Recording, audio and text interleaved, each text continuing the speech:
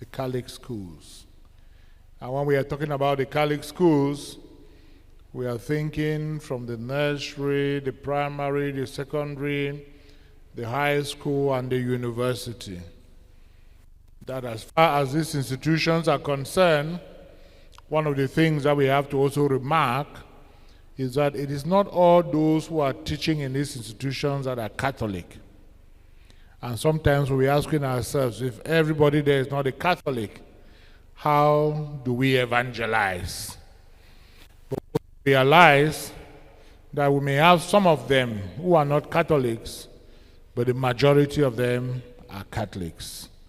And that is why, as far as the Bamenda Provincial Conference is concerned, there is a work program for teaching of doctrine at the different levels as far as our schools are concerned, even to the level of giving examinations, our own religious certificate GC examinations, that the bishops about last year ago decided that if a child does not pass that religious examination, the child cannot go to the seminary.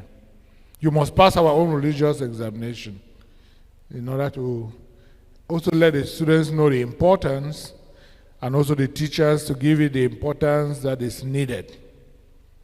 So our Catholic institutions are faith communities. Our Catholic institutions are areas in which we have to nurture the faith of our children. And that is why every Catholic institution must understand that the work of the teachers there, those who are involved with training the young people, must be to help them to grow as far as their faith is concerned.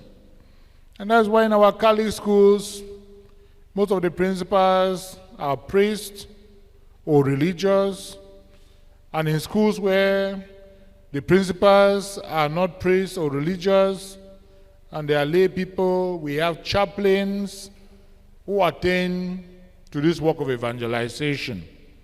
But as you heard already, it is not only the priests who can evangelize.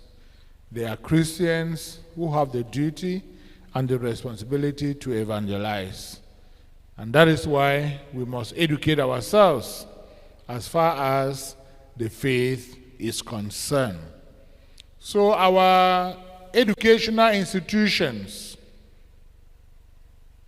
and all other institutions that exist in any of our dioceses, they have a duty and a responsibility for evangelization. And that is why when you see Mount Mary here, Mount Mary cannot begin work in the morning without prayers. They organize themselves. And it's not the priest who will give the prayer or the sister.